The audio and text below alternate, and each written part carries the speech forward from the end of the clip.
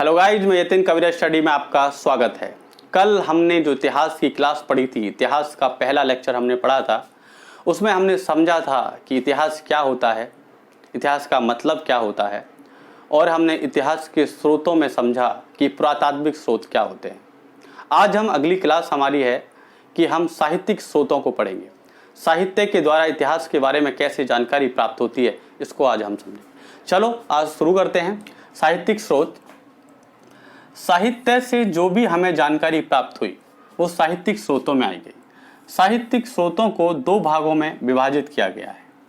पहला है धार्मिक साहित्य और दूसरा होता है हमारा गैर धार्मिक साहित्य। गैर धार्मिक साहित्य, गैर धार्मिक साहित्य को हम धर्मनिरपेक्ष साहित्य भी कहते हैं।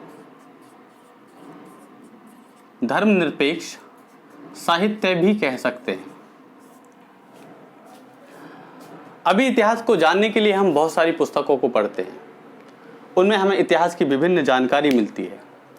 उन्हीं जानकारियों को, वही पुस्तकों को हम दो भागों में डिवाइड किया है। पहला है धार्मिक, जो धर्म से संबंधित थी, और दूसरी हमारी पुस्तकें गैर धार्मिक पुस्तकें, यानी कि जिन्हें हम धर्मनिरपेक्ष साहित्य भी कह सकते हैं। इस तरीके से हमें दो तरीके की पुस्तकों की जानकारी मिलती है। जो धार्मिक साहित्य है, जो जिसका धर्म से लेना देना है, उनमें सबसे पहले हम वेदों को शामिल करते हैं। वेद क्या होते हैं? वेद चार प्रकार के होते हैं, या चार वेदों को शामिल किया जाता है। सबसे पहले ऋग्वेद, फिर यजुर्वेद, सामवेद और अथर्ववेद। चार वेद हैं। सबसे पुराना वेद ऋग्वेद को माना जाता है। ऋग्वेद हमें इतिहास के बारे में जानकारी देता है कि वैदिक काल में कैसी सभ्यता रही थी, उस समय कौन से देवी देवताओं की पूजा प्रार्थना की जाती थी, यज्ञ हवन किए जाते या नहीं किए जाते थे, किन जो नदियों का वर्णन इसमें किया गया है, इन सारी चीज़ों के बारे में, उस समय का प्रशासन कैसा था, मनुष्य कैसा जीवन जीता था, इस समय की जानकारी इसमें ऋग्वेद में मिलती है। उसके बाद यजुर्वेदों में यज्ञ की जानकारी प्राप्त होती है और कर्मकांडों के बारे में मिलता है। सामवेद जो संगीत से संबंधित है और भी इसमें कई ऋचाओं का वर्णन किया गया है। अथर्ववेद जिनमें जादू टोने, सामाजिक स्थिति और इन सब का वर्णन किया गया है। वेद हमें धर्म की जानकारी भी देते हैं और उसके अलावा यह इतिहास की जानकारी भी देते हैं। इतिहास में यह बताते हैं कि उस समय में क्या रहा होगा। वेदों के बाद हमारे वेदांग आते हैं, जिन्हें 6 माना जाता है। 6 वेदांग, यह वेदों के अंग होते हैं, यानी जो जानकारी वेदों में उपलब्ध है और उनको पढ़ना क्लिष्ट हो गया है, उन्हीं को संक्षिप्त रूप में वेदांग में शामिल कर दिया गया है। उन्हीं को हम वेदांग करते हैं। यह भी धर्म ग्रंथ होते हैं, यह भी हमें इतिहास की जानकारी देते हैं। इसके बाद आता है अरण्यक। अरण्यक का मतलब होता है, अरण्य का मतलब जंगल से लगाया जाता है, जंगल होता है। जो लोग इस वैदिक व्यवस्था या जो वेदों में चीजों को लिखा हुआ है या उसकी व्यवस्था से त्रस्त हो चुके थे, परेशान हो चुके थे, तो वो एक अपनी नई व्यवस्था खोजने के लिए, सत्य के मार्ग के लिए जंगलों में चले गए। जो लोग जंगलों में चले गए और वहां बैठ के उन्होंने अध्यात्म को प्राप्त किया, उन्होंने काफी गहन अध्ययन किया। उस गहन अध्ययन के बाद जो उन्हें ज्ञान प्राप्त हुआ, उसी को लिपिबद्ध किया गया, उसी को हम अरण्यक बोला जाता है। अगला होता है हमारा उपनिषद।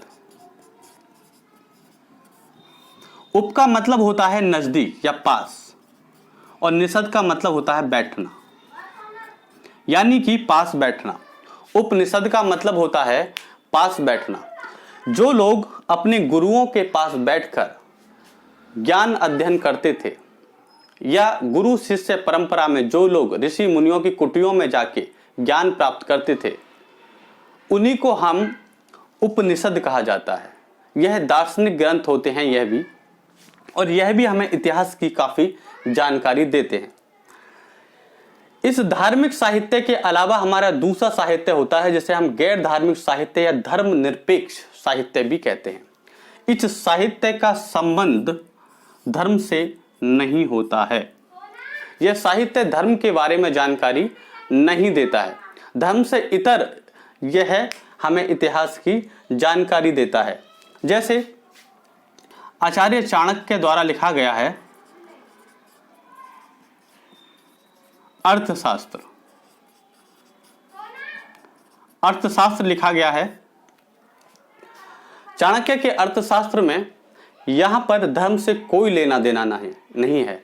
यह उस समय की राजनीतिक व्यवस्था, उस समय के अर्थतंत्र, उस समय की प्रशासनिक व्यवस्था, राजा का क्या कर्तव्य है, वहां की जनता का क्या कर्तव्य है, व्यापार किस ढंग से होना चाहिए, इन सब की जानकारी आचार्य चाणक्य के अर्थशास्त्र में प्राप्त होती है। इसका मतलब ये धर्म से बिल्कुल अलग है। कालिदास ने कई सारी पुस्तकों को लिखा है। कालिदास ने कई सारी पुस्तकों को लिखा है, जैसे रघुवंशम, कुमार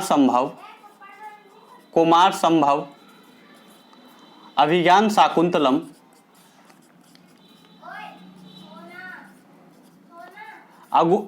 शाकुंतलम, इस तरह की पुस्तकें धर्म से कोई लेना देना नहीं रहा है इनका, और यह भी हमें इतिहास के बारे में कई सारी जानकारी देती हैं। शूद्रक ने मृच्छकटिकम लिखी। मृच्छकटिकम यह वह पुस्तकें थीं जिनका इतिहास से कोई लेना देना नहीं था।